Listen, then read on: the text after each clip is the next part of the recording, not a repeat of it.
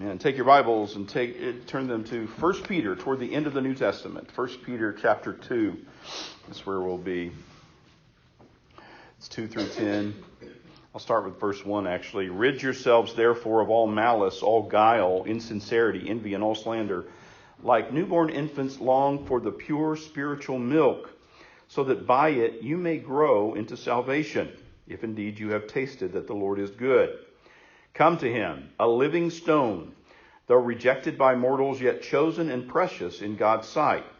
And, like living stones, let yourselves be built into a spiritual house, to be a holy priesthood, to offer spiritual sacrifices acceptable to God through Jesus Christ. For it stands in Scripture, see, I am laying in Zion a stone, a cornerstone, chosen and precious, and whoever believes in him will not be put to shame. To you then who believe, he is precious. But for those who do not believe, the stone that the builders rejected has become the very head of the corner, and a stone that makes them stumble, a rock that makes them fall. They stumble because they disobey the word as they were destined to do so. But you are a chosen race, a holy priesthood, a royal priesthood, a holy nation, God's own people, so that you may proclaim the mighty acts of him who called you out of darkness into his marvelous light. Once you were not a people, but now you are God's people. Once you had not received mercy, but now you have received mercy. I used to think that it sort of went like this. Artists, music people, all those, they were kind of over here. And then like engineer types and builders, construction folks, they were over here. And the two never met. Until I started meeting folks from both categories, more and more in my ministry life and in other parts of life. I met artists, musicians who were good at math, which blew me away because I'm a musician and I'm not particularly great at math. But, I'm okay, but not great. But I met musicians who were designing computer software and doing math stuff. And then I met several, and one in particular comes to mind, who actually was the contractor and builder of one of the churches I pastored. He had been there forever, a few generations. But he told me, one day we were having coffee. He said, the church building, 40 years ago, I was the contractor on that. I was the builder of that. I said, it's amazing. And I said, how do you do that sort of thing? Because again, that's not to me, those folks are over in the other category, and musician and artist people are over here. And as he began to describe to me how he and a couple of other folks in the church who were also builder, engineer type people stood out on an empty lot, 40 years ago, and looked around. And he said, Pastor, we just looked around and we said, the sanctuary ought to go right over there. And it ought to be facing that direction so the sunlight comes in properly through those windows that we're going to put up. And he said, then that side area, that entrance should be just right over there. And there should be a concrete, way leading all the way through the covered entryway so that people won't get rained on. And so that folks who have difficulty walking can drop their folks off and get them in easier through the smooth path that we're going to have from that concrete area into the foyer. And the foyer ought to be these dimensions so that, let's say if we ever grow to a couple of hundred folks, they're going to have room to, hang out. And we need the bathrooms near.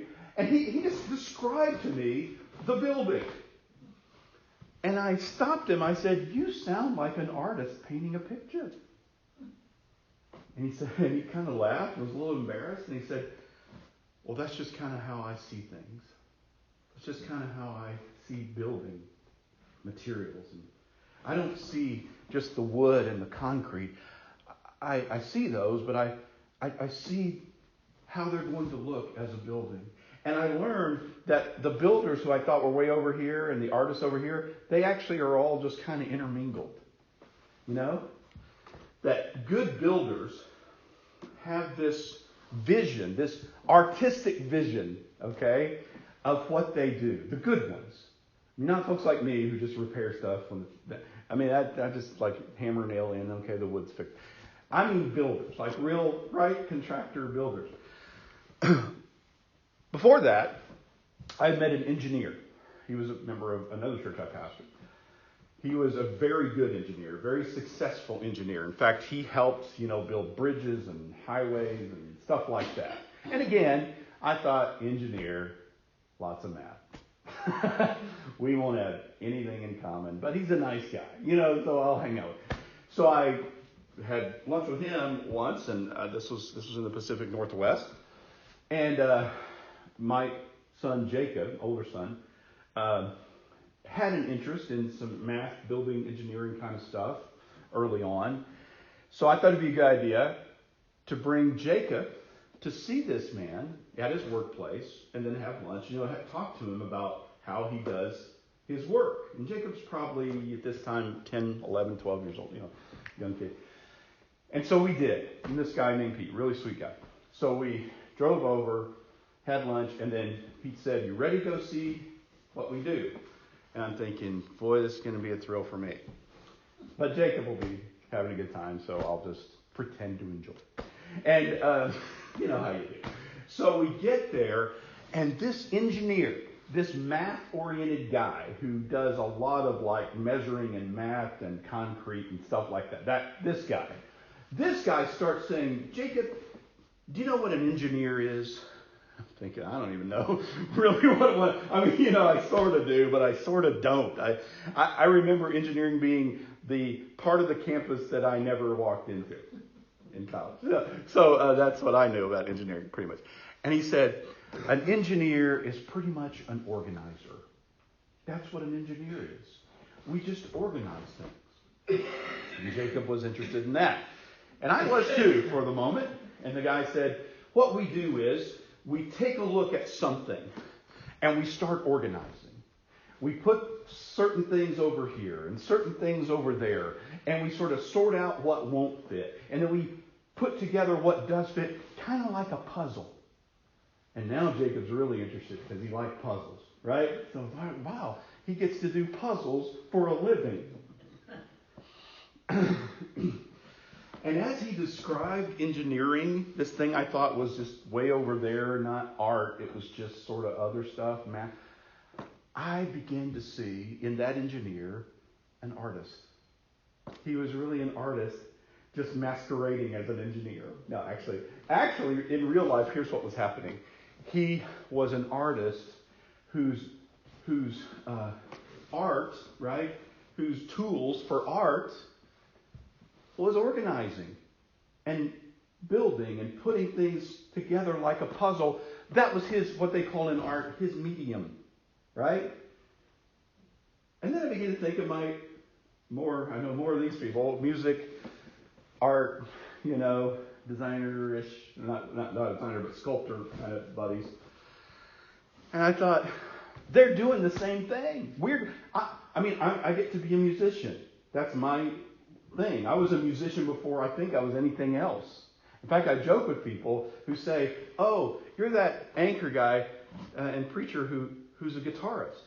And I say, "No, I'm a guitarist who happens to be a preacher and an anchor." That's what I say. It's just the difference is I can't make any money playing guitar. But anyway, not enough. I make some. But I do tell them, actually, if I'm honest, before I even made money mowing lawns, which I did as a teenager, I made money playing guitar. True story. 11 years old, my brother and I were asked to play at an event. We placed second in a talent show, which is weird, but we did that. And someone asked us if we would come on the radio and play gospel music, like Christian music. And we played at churches a couple times. So we did, and someone paid us. So really the first money I ever made was being a musician. And all since then, I haven't made much. But anyway, I started thinking about music. I look at notes on a page or hear a song, I'm just telling you, in my mind, sometimes, guys, to help me go to sleep, I think of a song and I play it in my head. And even if I'm just telling you, everybody has different gifts. It's just my weird thing. Next day, I wake up and I've never played the song before, and I play it on guitar like I did in my mind, and it comes out just right. God sort of gave me that. I didn't invent that. It just, God did it. My brother has that gift too. He can just, we do that to each other. We call each other up on the phone. He'll have a guitar, or he'll be sitting at his keyboard and go, grab your guitar for a second. Dude, I'm in the middle of 10. Just grab, it's right, I know where it is in your house. Get your guitar out just real quick. Okay, I got my guitar.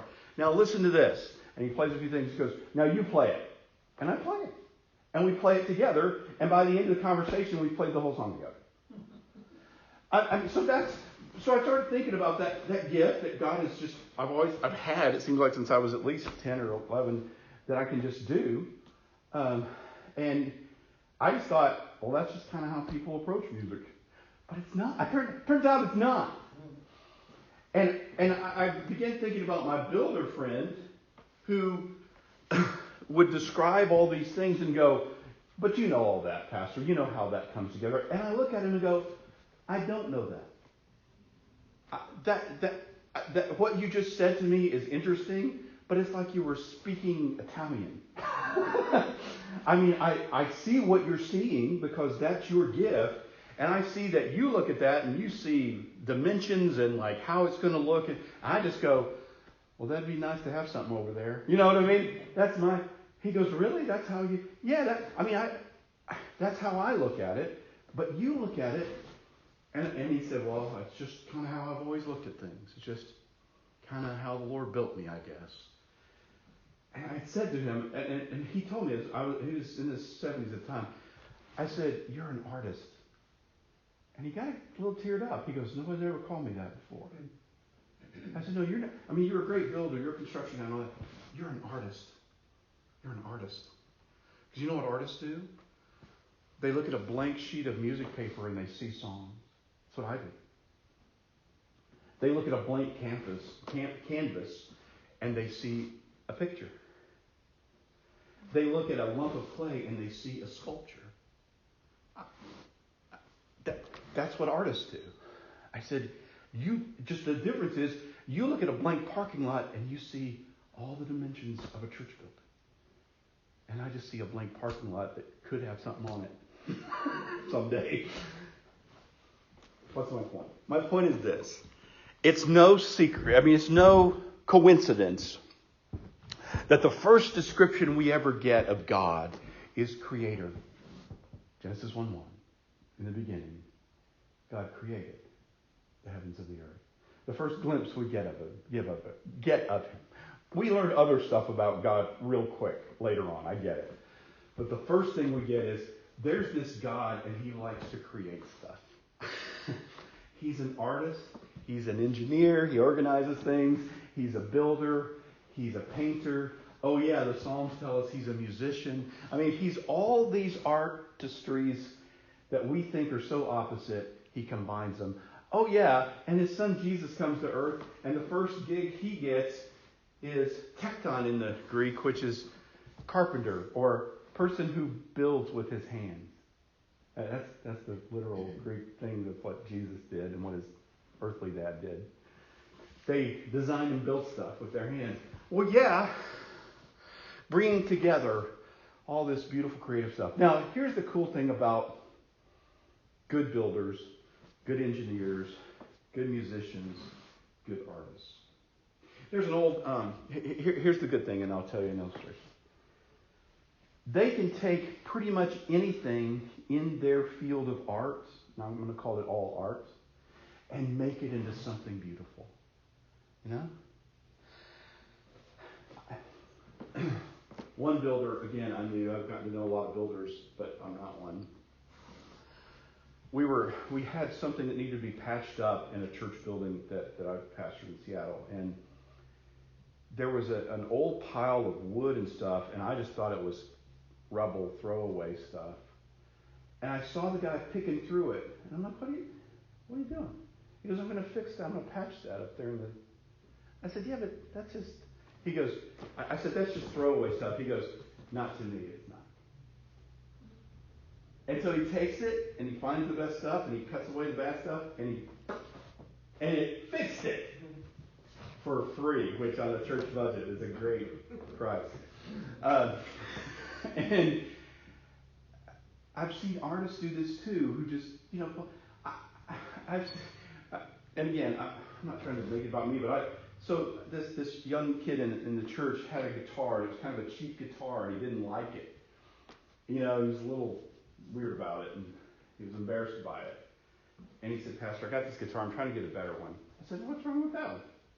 He goes, it's kind of a cheap one. I go, let me play it. So I played some fancy sound stuff, and I handed it back to him. He looked at it, and he goes, I didn't know it could do that. Well, it can't. I did. Anyway. But, right?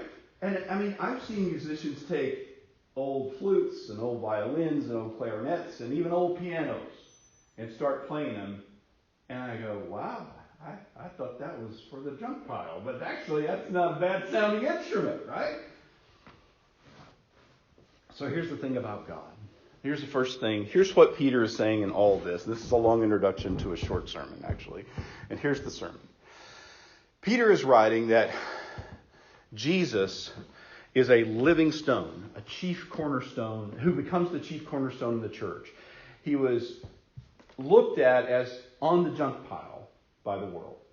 But God, in his great creativity, as the great artist, the great builder, the great engineer, the great designer of all time, takes the life and work of Jesus and multiplies it and turns it into the cornerstone of a beautiful building.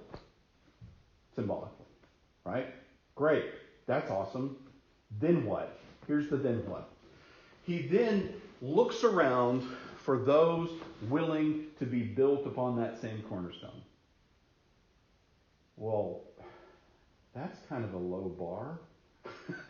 Those willing, whoever will, well, that doesn't sound very helpful. How about just picking the best looking ones? How about just picking the smartest ones? How about picking the tallest ones? How about picking the strongest ones? No, God looks around. Some are in great shape, and some are struggling, and some are from rough parts of the, right? And God just puts them together and builds them on this cornerstone into something beautiful and artistic and wonderful and eternal. Okay? That's who we are. That's where we come in. First thing is this. How do we do that? How do we get to be a part of that? Less of our way, more of God's way. Verse 1, get rid of all this bad stuff. Verse 2, crave pure spiritual milk. What does that mean? That means crave more and more of the ways of Jesus and let them become more and more nourishing to us so that we can become more and more like him, so that as we're sort of all put together in this way that only an artist could do, like God, we become something beautiful. We become a part of something beautiful. We can actually do that. Engineering is organizing. Art is organizing. Engineering is taking whatever's there and making something beautiful. Art is taking what is there and making something beautiful out of it. Taking something that's not quite there yet. Now, gardening and farming is an art too, by the way. Right? Because only a good farmer can look at an empty field and go, that looks great. Right? And the rest of us go, well, that looks kind of barren and empty. That looks like nothing. Oh, no. You wait till you see, right? Wait till you see when the process occurs. Wait till you see the beauty of it. And there is nothing, guys, there were farmers in my family. I wasn't a farmer, but there were farmers in my extended family. But there is nothing like walking, you've done this, just walking out in the middle of a fully ripened field that's just ready for harvest. There's just nothing like that. Just the smells and the sights and the sense of life that's all around you. And it did not always look that way, right? It took a process. It took taking a patch of land and saying, I see something there that we can build on. God takes a look at folks like us and starts with Jesus, good piece of land, and says, I see something there that can produce this beautiful harvest, that can make this beautiful work of art that will never end, that will be satisfying and peace-loving and peace-filled and grace-filled to everybody who participates in it. Oh yeah, and it will also draw other people into the mix. So that's the first thing. Second thing is this. How does that happen? Well, he says the ways of Jesus must be the foundation. That's got to be it. You got to build on that. Any builder, right? Builders have told me you got to start with something good at the bottom, right? After a storm, I remember seeing a news story because I report the news. I saw a news story of some of the destruction that was done in Arkansas and then Virginia and some of those places. One guy they interviewed, one of the national, I think it was NBC interviewed. He said it looks like a mess. He said that home was on a good foundation and we're going to rebuild it. And I brought a little tear to my eye. I was like, wow, yeah, that sounds like the church. Kind of a mess sometimes, but on a good foundation. And God says, I can build it. If you'll stay on that foundation, that good foundation, I can rebuild it. Well, that means the ways of Jesus have to continually be our priority, right? Consistently, over and over again. Church aggravates me sometimes just like it does you, just like it does a lot of folks that we hang out with. But I keep looking. I had a friend of mine, actually a colleague, former colleague, no longer in ministry. He said, what keeps you doing this? Because it drove me crazy. I said, there are days when it drives me crazy, not you people, but in the past. And I said, I told him, I just keep my eye on the foundation. Foundation stays good, I know we can rebuild. I know we're going to be okay. Right? I just keep my eye on the foundation. It's going to be okay. There may be ups and downs, but the good foundation is there as long as that's there. Now, if you stray off that foundation, good luck, because it ain't going to go well. And there are churches that have done that. There are individuals who've done that on all sides. But if we stay with the foundation of let's put the ways of Jesus first, above all else, His love, His grace, His way of doing things first, that's a good foundation to build on. No matter what storms rage, no matter how we get rocked, the foundation is there. Where do we get that? From the Bible. 1 Peter 2 just says that. You are built on the chief cornerstone, and you, he says, as living stones, are built up together on this foundation. And some have rejected it, and it's become a stumbling stone to them, but that's okay, because you are God's people built on His foundation, and it's going to remain. I'm glad about that. I'm reminded of that often. I have to be reminded of that often, I feel like, otherwise I'll become too discouraged. I'll become too frustrated. Jesus was the most calm, it seems, when His disciples came to Him complaining about how bad everything was. Jesus went, well, you follow me. Just, you stick with me. It's going to be okay. Well, those people over there, they say it differently. As long as they're with me, we're going to be okay. Right? They get away from me. It's going to be trouble for them, but we're going to be okay. Why? Because I want you to build on my ways, who I am, what I'm about. That's what we do. And when we do that, we become God's building, God's work of art, God's reproducing farmland. That's what we become. Verse 1 of this text gives us things to avoid. Verse 11 of this text, neither of which I didn't read verse 11. Verse 1 and 11 frame the text and they give us things to avoid. Verses 2 through 10 give us things to build on. Right? Avoid malice, avoid slander, avoid envy, avoid all that other stuff. Avoid the things that fall away from God. But verse 2 through 10 says, build, positively, build on the foundation of Jesus. Become a living stone. Well, I don't like the way I look. I don't like the way I'm built. Fine. It's not your job. It's the artist's job. It's the builder's job to go, I can make that fit. Right? I can make that happen. Right? It's okay.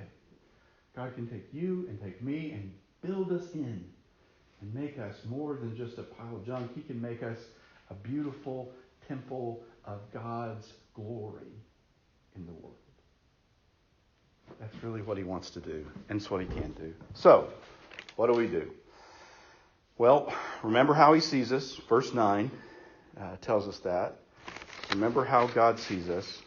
He sees us as, you are a chosen race, a royal priesthood, a holy nation, God's own people, so that you may proclaim the mighty acts of him who called you out of darkness into his marvelous light. He goes on to say, once you were not a people, but now you are God's people. Once you had not received mercy, but remember, now you have. Remember how God sees us. Remember how God looks at us and sees what we can become, just like those great artists and builders and musicians do. It can only be done with his help, the help of God's Spirit and of others around us, by the way, right? I mean, just one piece of wood ain't going to cut it. You got to be grouped together with others, right? I mean, there's a difference between farmers and people who have a tomato plant in their backyard, right? I mean, there's nothing wrong with the tomato plant, but don't call yourself, I've grown tomato plants and some good Roma tomatoes, in fact, but I don't dare point to that and go, see, I'm a farmer. Because farmers would laugh, rightly so. See, but we're bigger than that. We're a part of it. We're a part of something bigger. We don't just isolate. We're a part of something bigger, right? And as we do that, God's Spirit helps us and builds us into what we can become. Let the ways of Jesus overwhelm us above all else. Love each other that way as well, and we become his building, his nation, his people, and nothing the world does, nothing the devil does, nothing that life hands us will be able to knock us off of that foundation. That's his promise. Stand with me if you